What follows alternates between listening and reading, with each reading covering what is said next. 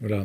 Alors, je voudrais d'abord remercier le président de la SFPE-ADA, Bruno, pour ton invitation et pour m'avoir très généreusement introduit à ce public. Parmi les choses que je dois dire, bon, d'abord, je suis effectivement professeur de santé publique, mais je suis aussi surtout épidémiologiste, parce qu'il faut déclarer tous ces liens d'intérêt. Et pour aller jusqu'au bout des choses, j'ai également pratiqué la clinique, puisque j'ai été rhumatologue pratiqué pendant 25 ans à peu près. Voilà. Alors, aujourd'hui, le sujet va être déjà bien abordé par Jonathan. Je voudrais vous proposer plutôt une analyse sur les standards qu'il est nécessaire de mettre en place, que j'ai appelé quelques repères méthodologiques, mais aussi revenir sur des défis qui ont en grande partie déjà été évoqués, mais que je vais peut-être revoir avec vous. Alors, voilà. Peut-être pour être à la base, rappeler quelques définitions, celles qui ont été, qu'est-ce que c'est que des recommandations ou des guidelines, hein, c'est Cochrane qui en a proposé, la HAS en propose également. La HAS dit que les recommandations de bonne pratique sont définies dans le champ de la santé comme des propositions développées méthodiquement pour aider le praticien et le patient à rechercher les soins les plus appropriés dans des circonstances cliniques données. Quand on lit ce texte, on a l'impression que l'objectif, c'est vraiment d'accompagner la relation duale ou d'équipe entre le patient et son praticien ou son équipe de soins. Alors, les bonnes pratiques, normalement, sont des synthèses rigoureuses de l'état de l'art et des données de la science à un temps donné. Donc, elles ne dispensent pas le professionnel de santé de faire quand même preuve de discernement dans sa prise en charge, qui doit être celle qu'il estime la plus appropriée en fonction de ses propres constatations. Donc ce texte, qui vient aussi de la HAS, dit bien que les recommandations, c'est ce qu'on fait de mieux quand on a les moyens, mais qu'on a aussi en face de soi des cas uniques, parce que ce sont des individus, et qu'il est nécessaire d'avoir un peu de bon sens pour pouvoir avoir une adaptation en fonction de ce qu'on pense le mieux et des moyens dont on dispose. Il me semble que quand on entend parler de recommandations de bonnes pratiques qui deviendraient opposables, les bonnes pratiques opposables devient une espèce d'oxymore, finalement. On est dans une contradiction totale, puisque ça reviendrait à dire que ce que conseille devient sujet à une sanction. Alors, on peut imaginer dans nos pratiques d'enseignants au cours des écosses de ne pas recevoir un étudiant qui, en prescrivant tel médicament, tue son malade, mais ça fait partie de l'enseignement de base. On est censé s'adresser à des professionnels qui ont dépassé ce stade et qui connaissent toutes ces situations. C'est plus la peine de leur faire des recommandations. Ou alors la science vient de découvrir qu'on fait beaucoup de mal à quelqu'un, et à ce moment-là, il faut ne pas recommander de façon claire et argumentée. Donc on en revient, et on voit au cours du temps la science faire des progrès. Moi, quand j'étais interne, je soignais l'insuffisance cardiaque avec la digoxine. Aujourd'hui, la digoxine, vous dites ça à un cardiologue, c'est lui qui fait un infarctus. Hein. Alors, il faut être quand même prudent dans cette interprétation, parce qu'il y a aussi des bonnes pratiques qui recommandent de ne pas faire. Et ça ne veut pas dire que c'est opposable pour autant. Par contre, il est essentiel de s'appuyer sur le niveau de preuve, le meilleur niveau de preuve dont on peut disposer. Et qu'est-ce que c'est qu'un niveau de preuve ? C'est la caractéristique d'une étude qui apporte un niveau de preuve, c'est la capacité de l'étude à répondre à la question qu'on s'est posée. Et la recherche clinique en particulier, elle vient des questions des cliniciens. Et quelles sont les questions que se pose le clinicien ? Il y en a 4. Quel est le diagnostic ? D'où ça vient ? D'où vient sa maladie ? Quel est son pronostic ? Et quelle est la thérapeutique ? Et à chacune de ces 4 questions, il y a des types d'études qui sont conçues exprès pour répondre à ces questions. Et c'est dans la qualité de ces études qu'on va puiser pour apporter des éléments à une recommandation. Alors, les 2 grands champs qui vont se poser en pédopsychiatrie, c'est le diagnostic est-il établi, ou dispose-t-on d'un diagnostic, on verra de quoi on parle, et le traitement est-il efficace, ou dispose-t-on d'un traitement efficace, ou d'une prise en charge efficace, pour être plus ouvert. Il me semble, avant d'aller plus loin, qu'il est important aussi de rappeler ce que c'est que l'évaluation. L'évaluation, c'est un cadre donné dans lequel il y a une définition particulière et on se méprend souvent en entendant le mot évaluation utilisé pour faire simplement de la mesure. On dit qu'on évalue la fréquence d'une maladie. On dit qu'on évalue l'état d'un patient. Mais en fait, on ne fait que de la mesure. Si on veut évaluer une action, d'abord l'évaluation s'adapte à une action, et puis une évaluation, c'est porter un jugement. Porter un jugement de valeur, alors ici sur l'activité de soins, mais on est toujours, quand on porte un jugement, en train d'utiliser quelque chose, un référentiel, qui peut être un référentiel implicite. Cette personne est grande, mais par rapport à quoi elle est grande? Par rapport à moi, par rapport à la moyenne de la population, à la moyenne des gens que je vois dans la rue, ou bien par rapport à une norme écrite, on doit à tel âge avoir telle taille, à cet enfant en particulier, ou bien par rapport aux enfants de sa classe. Et on a effectivement des enfants grands, des enfants petits. Ce n'est pas forcément pathologique. Et pour une action thérapeutique, l'évaluation va forcément devoir avoir un référentiel aussi. Ça veut dire que évaluer, c'est comparer. Et la recherche en évaluation, elle compare explicitement. À la différence de notre pratique qui consiste à comparer implicitement à des référentiels professionnels, la recherche va comparer explicitement alors à quoi? À quoi va-t-on comparer? C'est toute la question de ces études scientifiques qui est posée, et je pense que c'est complètement transdisciplinaire, cette question. Ça n'est pas seulement dans des études épidémiologiques, justement. Ça va beaucoup plus loin. Ça n'est pas toujours acté comme des comparaisons explicites, et c'est peut-être là que le bât blesse.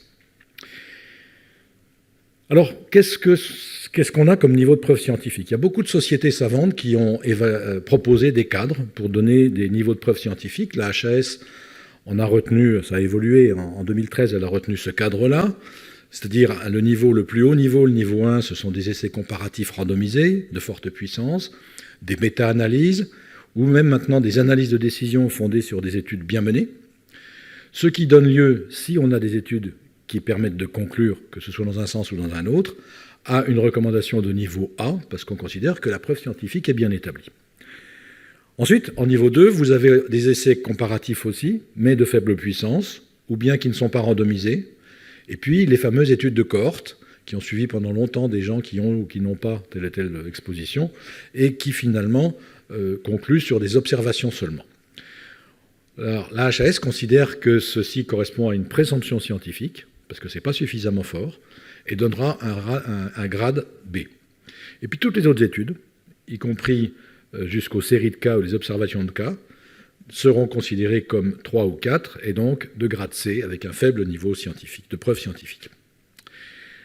Alors ça, c'est ce qui s'applique aux recherches de type plutôt quantitative, celles qui utilisent des indicateurs, où on va avoir des indicateurs compliqués, des odds ratios, des risques relatifs, des choses comme ça. Mais il y a d'autres sciences qui font appel à d'autres types de recherche. La grille GRADE évalue, elle, le niveau de qualité des preuves, en disant, est-ce qu'on peut avoir confiance dans les résultats d'une étude parce que l'effet qui est donné est probablement proche de la réalité, ou au contraire très peu confiance parce que l'effet qui est donné est probablement très loin de la réalité. Et selon la gradation, on peut avoir des recommandations fortes ou des recommandations faibles. Si on va un peu plus loin, il y a aussi des disciplines qui vont mener des recherches qualitatives, avec des méthodes purement qualitatives ou des méthodes dites mixtes qui combinent du qualitatif et du quantitatif. Le niveau de preuve ne se mesure pas de la même façon, puisque cette grille que je vous ai montrée ne s'applique pas. Néanmoins, il y a des outils. Et par exemple, l'outil CASP, qui veut dire analyse critique des compétences, programme d'analyse critique des compétences, propose une grille d'analyse en 10 points. Est-ce que la méthode qualitative qui a été utilisée était appropriée à la question posée? Est-ce que le design de l'étude était approprié? Est-ce que le recrutement des sujets était adapté? Est-ce que la collecte de données était adaptée à la question de recherche qui se pose? Nous sommes dans une recherche qualitative, donc il y a une forte interaction, une relation entre le chercheur et le participant, puisqu'il s'agit souvent d'entretien ou de méthodes individuelles ou de groupe. Donc est-ce que la relation entre le chercheur et le participant était claire? Est-ce que les aspects éthiques ont été envisagés et respectés? Est-ce que l'analyse de données qualitatives a été rigoureuse? Est-ce que ça donne formulation claire des résultats? Et est-ce que cette recherche a une vraie valeur? question fondamentale. Il ne s'agit pas d'avoir répondu à la question, s'il faut se poser la question finalement en amont, est-ce que c'est une recherche de valeur? Non pas par son résultat, mais par la question qui était posée. Donc on a un panel d'outils qui peuvent servir pour différents types de recherche. Tout ça, c'est le domaine de l'evidence-based medicine, la médecine fondée sur la preuve. La question est de savoir est-ce qu'il y a des alternatives. Et je pense que vous allez en reconnaître un certain nombre que vous avez rencontrés dans votre carrière. Il y a d'abord l'evidence-based medicine. Qu'est-ce que c'est? C'est le fait d'avoir la capacité à commettre les mêmes erreurs avec une assurance croissante depuis un nombre de plus en plus impressionnant d'années. C'est pas moi qui le dis, c'est les auteurs que j'ai cités en bas.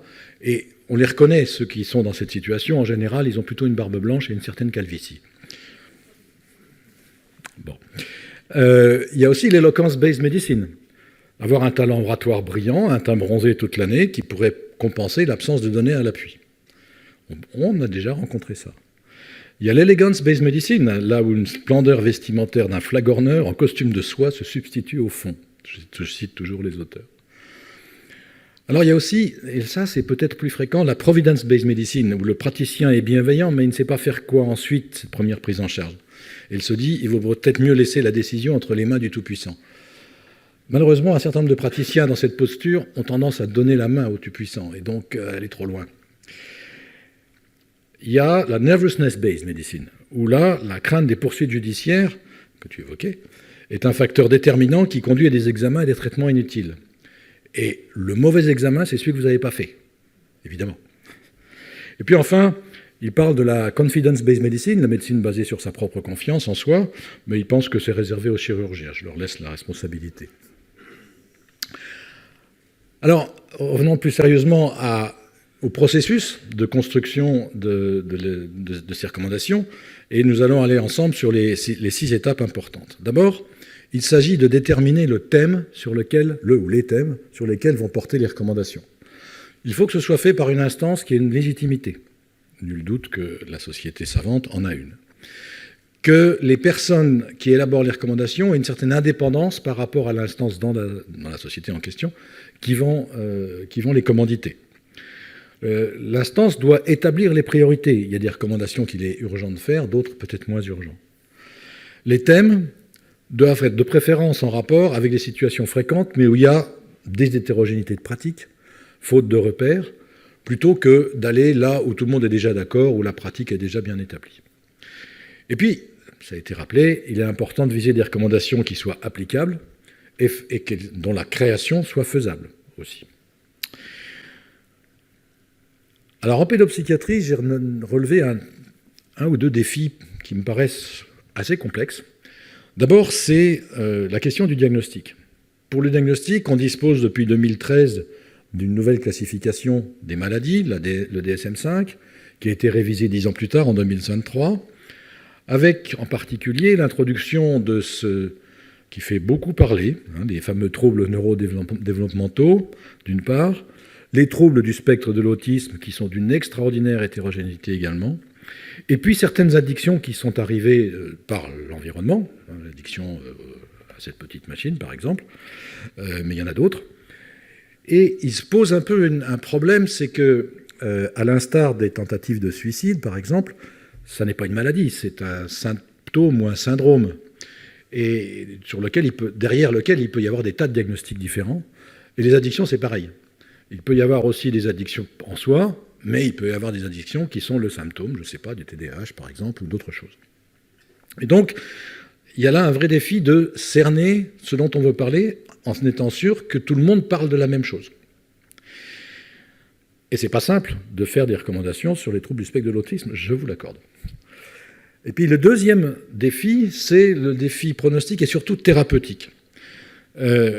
Là aussi, il y a des catégories de traitements qui ont plus ou moins bonne presse ou bonne audience. Certains ne jurent que par la pharmacologie. Il y a les thérapies comportementales, il y a les neurosciences, il y a les thérapies psychodynamiques ou psychanalytiques. Il y en a d'autres, je ne les connais pas bien. Et ça sous-tend autre chose. Ça sous-tend derrière l'idée qu'il y a des écoles de pensée qui, parce que c'est aussi des travaux de recherche, ont une certaine légitimité. qui, pour certaines, s'appuient sur des théories plus ou moins élaborées depuis plus ou moins longtemps, ce qui fait que votre challenge, c'est de balayer des compétences ou des sciences qui vont des sciences biologiques, voire génétiques, mais plutôt biologiques, jusqu'aux sciences humaines, sciences sociales, sans exclusive, évidemment, en apportant quand même un relatif équilibre entre la représentation de toutes ces sciences. Et puis, le deuxième élément de ce défi, c'est que être face à des enfants ou des adolescents, il y a une réponse à court terme à fournir, mais il y a également une réponse à plus long terme, et pas seulement dans la phase dite développementale, en fait. La réponse à long terme vis-à-vis d'un adolescent qui commence à décompenser un délire quelconque, son avenir est en jeu aussi. Donc il y a quelque chose qui va aller plus loin. Et jusqu'où peut aller la recommandation? C'est une question que je pense il va falloir se poser à chaque fois. Jusqu'où parce que là aussi, j'allais dire l'agriculture manque de bras, mais pardonnez-moi, mais en tout cas, on n'a pas énormément de moyens, même si on a des équipes et des disciplines associées. Alors, comment établir un niveau de preuve? Ça s'appuie d'abord et avant tout sur une revue systématique de la littérature, pour laquelle il va falloir choisir les bonnes bases de données qui vont dépendre de la discipline. Il y a des disciplines quantitatives qui seront plutôt trouvées dans Web of Science, dans PubMed, des disciplines quali qui seront plutôt dans PsycInfo, dans Cairns ou dans d'autres. Il est nécessaire de choisir les mots-clés et les stratégies de recherche. C'est un travail pas simple. Ensuite, grâce à ça, sélectionner les articles, c'est un travail d'aller-retour pour s'assurer qu'on est de plus en plus pointu. Extraire les données qui vont être qualitatives avec des indicateurs qui vont quantifier le niveau de preuve, ou qualitatives, et à ce moment-là, ce sera plutôt narratif, pour documenter la preuve. Et puis produire des résultats qui peuvent aller de la méta-analyse complètement chiffrée à un résultat complètement narratif, justement, parce qu'il apporte des éléments théoriques ou des éléments de discours. La place de l'IA, maintenant, devient une évidence. La production scientifique est telle qu'il devient extrêmement difficile de faire d'analyse tout seul. Et cette IA peut être utilisée à plusieurs étapes. Dès la construction de la stratégie de recherche, ça marche pour la sélection des articles, ça commence à marcher pour l'extraction des données. Et on peut encore s'en servir, grâce à des IA génératives, cette fois-ci, pour la synthèse des résultats. À condition que cette IA soit supervisée, d'une part, c'est-à-dire que l'humain puisse vérifier et contredire l'IA aussi, pour le faire modifier, et puis qu'ensuite, elle soit mentionnée dans le compte-rendu. Je dois dire que, par exemple, j'ai utilisé de l'IA uniquement pour ma présentation en allant sur un IA que vous connaissez tous qui s'appelle le moteur de recherche de Google, qui n'est pas une IA générative, et je n'ai pas utilisé d'IA générative. Voilà. Alors, après, il est nécessaire de soumettre ces résultats, quand ils existent, à des experts. Et les avis d'experts, c'est une étape importante, justement, d'une construction de recommandations pour la pratique clinique. Elle nécessite de construire un consensus professionnel, en particulier lorsque le niveau de preuve va être modéré à faible, ce qui est quand même la plupart du temps le cas, et aussi lorsque les choix sont variés, pour dire que les choix sont variés ou qu'il y a des priorités à donner et de quelle façon. Alors, ce qui est important, c'est aussi de refléter la diversité des pratiques, puisque on a vu qu'il y a différentes disciplines scientifiques qui sous-tendent la pratique de la pédopsychiatrie, donc il faut pouvoir la refléter. Il faut aussi prendre en compte la pluralité des métiers concernés, et ça, ça a déjà été évoqué aussi, vous travaillez dans des équipes, souvent, ces différents métiers, avec des nouveaux métiers qui apparaissent régulièrement aussi, doivent être formés, mais doivent être aussi intégrés dans les démarches. Et là, il y a un autre défi de la pédopsychiatrie qui est très particulier, c'est que les acteurs sont nombreux. Alors bien sûr, il y a le sujet, l'enfant, l'adolescent, en tant que tel. Il y a son entourage proche, ses parents, bien sûr. Il peut y avoir des associations de patients. Je ne connais pas bien le paysage de la pédopsychiatrie, mais j'ai cru comprendre qu'il y en avait et qu'elles pouvaient être associées à la démarche de construction des recommandations. Les nombreux professionnels, je viens de le citer, mais il y a les entourages. L'entourage familial, en général, l'entourage scolaire, donc plutôt social, en général, et puis bien sûr scolaire pour les enfants, ou le contexte institutionnel, les instituts pédagogiques, voire la justice qui a été évoquée, qui peut amener à ça. Et je pense que ça, c'est quelque chose qu'il faut prendre en compte au cas par cas, selon la recommandation. Tout le monde n'a pas à être dans toutes les recommandations pour toutes les pathologies, mais c'est vraiment à être réfléchi à chaque fois. S'il n'y a pas de consensus, il faut essayer d'en construire un. Et là, on a des méthodologies. Les échanges entre experts peuvent être faits et managés avec des méthodes dites de groupes nominaux, par exemple, ou des groupes focaux. Parfois, il faudra aller vers des décisions. Ça peut être en utilisant des votes ou en utilisant des méthodes Delphi qui permettent d'avoir, maintenant avec l'électronique, le numérique, des participations très larges. Parce que la difficulté de la méthode Delphi, c'est la bonne représentation des gens qui participent. Et donc là, on a beaucoup plus de facilité à faire plus large. À condition aussi de se donner des règles de choix et des règles d'arrêt, parce que sinon, la méthode Delphi consiste à faire des tours et des tours jusqu'à avoir un consensus, on peut s'enliser. L'étape suivante, c'est la formulation.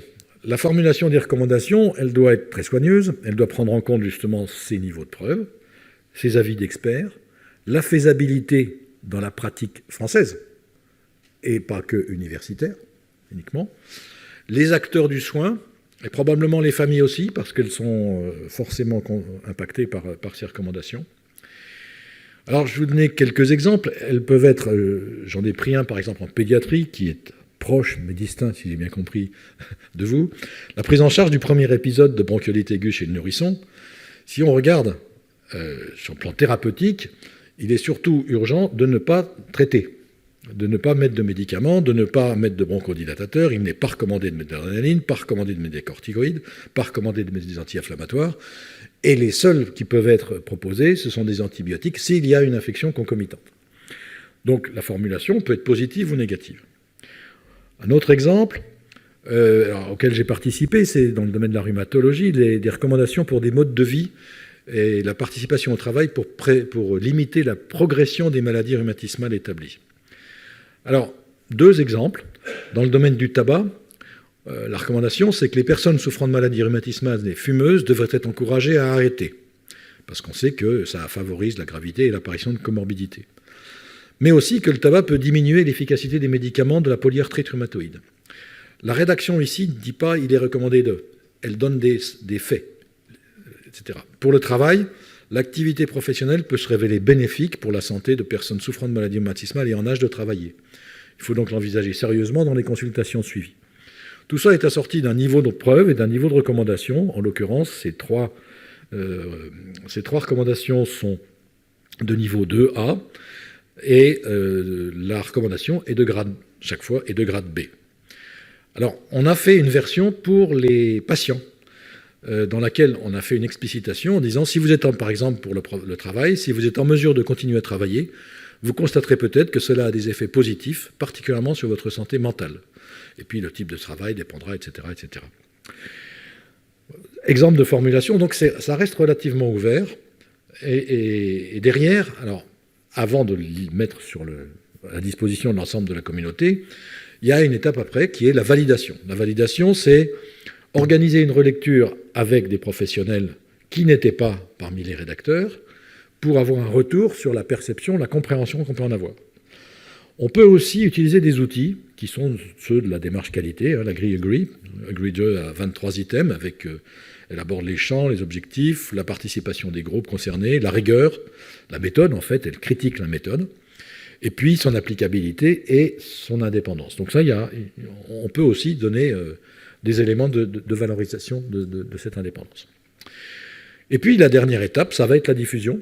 La diffusion aux praticiens, c'est évidemment aux membres de votre société, et bien au-delà, tous les praticiens qui sont concernés dans toutes les disciplines associées, y compris, bien entendu, dans tous les métiers concernés. Donc, une rédaction qui doit être accessible à tous ces métiers-là. Donc, si on résume, les étapes de la construction, il y en a 6. Choix du thème, recherche du niveau de preuve, synthèse, obtention d'un consensus et bonne formulation, validation, puis diffusion.